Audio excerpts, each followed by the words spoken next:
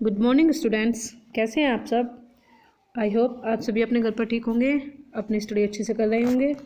देखिए बच्चों, कल हमने चैप्टर नंबर 14 की रीडिंग की थी। उसमें से कुछ टॉपिक हमने कर लिया था। हम महात्मा गांधी जी जब दक्षिण अफ्रीका में गए थे तो वहाँ पर उन्होंने क्या क्या अनुभव किया था, क्या एक्सपीरियंस उन्हें वहाँ से मिला था, इन सब के बारे में हमने पढ़ा था। ठीक है, आज हम पढ़ेंगे रोलेट एक्ट। क्या पढ़ेंगे? Rowlatt act. देखिए बच्चों, जो रोलेट एक्ट आया था ये 1919 ईस्वी में आया था। ठीक है, प्रथम विश्व युद्ध के दौरान ब्रिटिश सरकार ने जनता में व्यवस्था कायम रखने के लिए अनेक कानून लागू किए।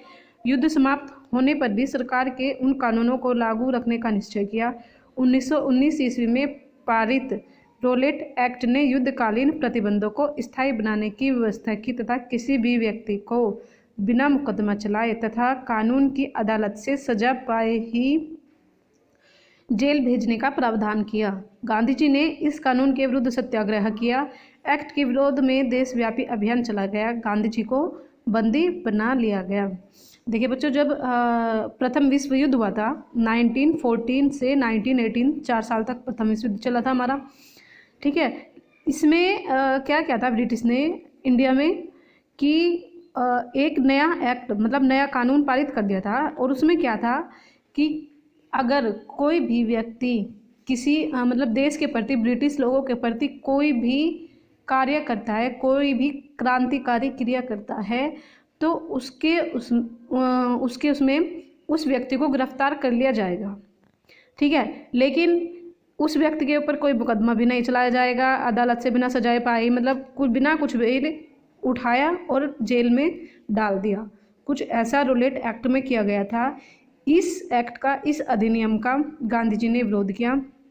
इसके विरुद्ध उन्होंने सत्याग्रह भी किया था। ठीक है, एक्ट के विरोध में देशव्यापी मतलब देश भर में अभियान भी चलाए गए थे, लेकिन इस अभियान में गांधी जी को बंदी भी बना लिया गया था। गांधी जी को उठाकर जेल में डाल दिया गया था। ठीक है, इसी एक्ट के दौरान क्या हुआ था, 1919 में ही जलियांवाला बाग की घटना भी हुई थी। आपने तो बच्चों सुना ही होगा जलियांवाला बाग की घटना। बहुत सारे मतलब इस घटना में क्या हुआ था, बहुत सारे आदमियों को बेवजह ही मार दिया गया था। कम से कम 1000-2000 लोग इस घटना के अंतर्गत मरे थे। तो देखिए क्या था ये। अप्रैल 13, 1919 के दिन अमृतसर के जलियांवाला बाग में नेताओं को बंदी बनाने के विरोध में एक विशाल जनसभा आयोजित हुई। यह एक शांतिपूर्ण सभा थी, किंतु जनरल डायर ने बिना किसी चेतावनी के पार्क में प्रवेश द्वारों पर ताले लगवा दिए तथा पुलिस को बंदूक चलाने का आदेश दे दिया। इससे उत्पन्न भगदड़ में 1000 व्यक्ति मारे गए तथा 2000 व्यक्ति घायल हो गए। इस घटना से सारा देश स्तब्ध रह गया। रविंद्रनाथ टैगोर ने इसके विरोध में नाइट की उपाधि को त्याग दिया। पंजाब की त्रासदी तथा खिलाफत संघर्ष ने गांधी जी को भारतीय राजनीति में उतरने के लिए विवश कर दिया। देखिए, जो जलियांवाला बाग की घटना हुई थी ना बच्चों, इसमें क्या हुआ था कि बहुत सारे लोग मेला देखने के लिए आए हुए थे। अमृतसर है ना, पास में ही है जलियांवाला बाग, अमृतसर के पास ही तो है ना, गोल्डन टेम्पल है उसके पास ही। तो वहाँ पर आए हुए थे, लेकिन जब भी एकदम से ब्रिटिश सरकार ने एक मतलब आदमी के इधर उधर जाने पे पाबंदी लगा दी कि अगर मेले को एकदम बंद कर दिया, कोई भी व्यक्ति अगर गली में दिखेगा तो उसे हम शूट कर देंगे। तो जो लोग बाहर से आए हुए थे, पास में जलियांवाला बाग था, तो थोड़ा सा आराम करने के लिए सब वहाँ पर रुक गए जाके, क्योंकि दूर दूर से आदमी आए हुए थे। उसी समय पर जो क्रांतिकारी लोग थे उन्होंने अपनी एक विशाल जनसभा भी आयोजित की हुई थी। जनसभा मतलब एक मीटिंग रखी गई थी। ये मीटिंग मतलब ब्रिटिश लोगों को इस मीटिंग के बारे में पता चल गया था। तो इसके लिए उन्होंने, ब्रिटिश लोगों ने क्या किया, उस समय पर जनरल डायर थे, उन्होंने क्या किया, जितने भी लोग पार्क में थे वहाँ पर पुलिस को बुलवाया और अंधाधुंध गोलियां चलाना शुरू कर दिया। और उस भगदड़ में क्या हुआ, कम से कम 1000, इसमें लिखा हुआ है, लेकिन 1000 से ज़्यादा ही लोग उस भगदड़ में मारे गए थे। जलियांवाला बाग के पास में एक कुआं भी था बच्चों, है ना। कुछ ने सोचा कि चलो उस कुएं में कूद जाएं हम, भाई गोली से तो बचेंगे, अगर कुछ चोट लगेगी वो थोड़े भी दिनों बाद ठीक हो जाएगी। लेकिन उस कुएं में भी पहले एक आदमी कूदा, फिर 2 औरतें बच्चे सब कूदते चले गए, लेकिन वहाँ पर भी इतने ज़्यादा आदमी कूद गए थे, वो दम घुटने से वहाँ पर मर गए उसी कुएं के अंदर। उस कुएं को आज खूनी कुएं के नाम से जाना जाता है। ठीक है ना। उस कुएं से भी कम से कम 150 लाशों को निकाला गया था। अब आप देखिए कि जलियांवाला बाग के जो ये घटना हुई थी, ये कांड हुआ था, इसके दौरान कितने व्यक्ति मारे गए थे। इस घटना से सारा देश स्तब्ध था, मतलब सारा देश बहुत ही ज़्यादा दुखी था कि इतने सारे आदमी मारे गए। जो रविन्द्रनाथ टैगोर थे, उन्हें नाइट की उपाधि दी गई थी, मतलब सरकार, ब्रिटिश सरकार ने उन्हें नाइट की उपाधि दी थी। लेकिन इस घटना के बाद रविन्द्रनाथ टैगोर ने नाइट की उपाधि को त्याग दिया था। उन्होंने कहा था कि मुझे ऐसी उपाधि नहीं चाहिए, ब्रिटिश सरकार का कुछ भी नहीं चाहिए जो हमारे लोगों की इतनी निर्मम हत्या करे। अब इसे एक त्रासदी का नाम दिया गया कि पंजाब की त्रासदी, और एक खिलाफत आंदोलन भी शुरू किया गया था।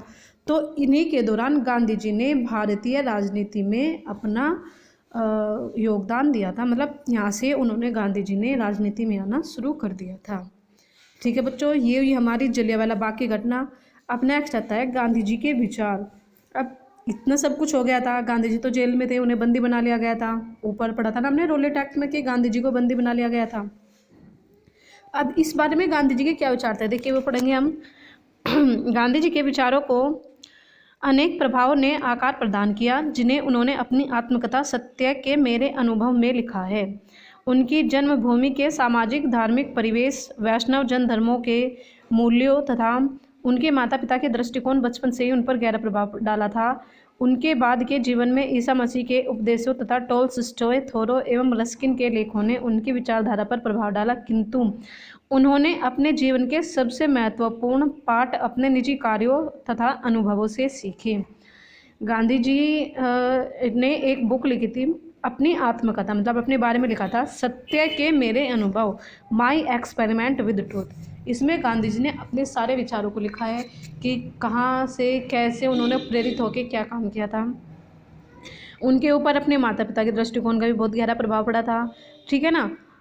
उन्होंने अपने जीवन में जो भी मतलब महत्वपूर्ण सीखा था ना, वो केवल उन्होंने अपने कार्यों तथा अनुभव से ही सीखा था।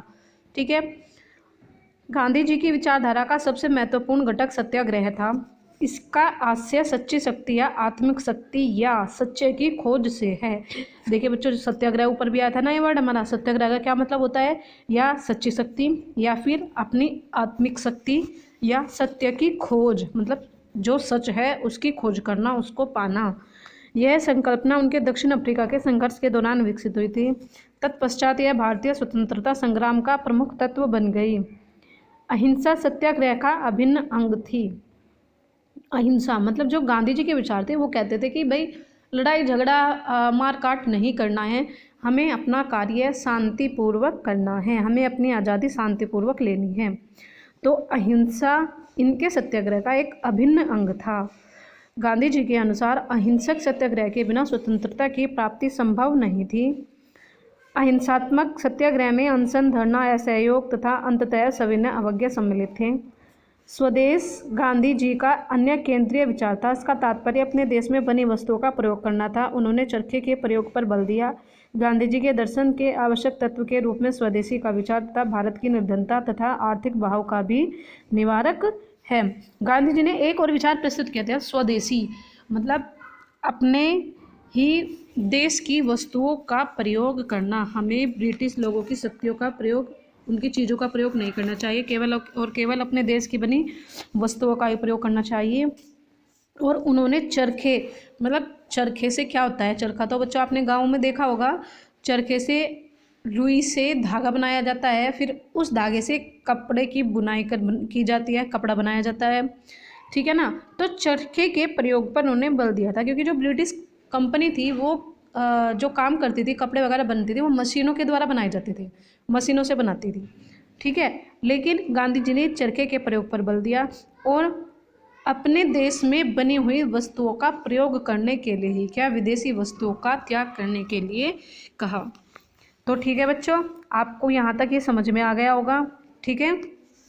आप यहाँ तक एक बार फिर से अच्छे से रीडिंग करेंगे और समझेंगे, और आगे जो है हमारा चैप्टर में खिलाफत आंदोलन एवं असहयोग आंदोलन दिया गया है, इसकी भी एक बार आप अच्छे से रीडिंग करेंगे। ओके, और फिर कल मैं इसको एक्सप्लेन कर दूँगी। ओके बच्चों, थैंक यू।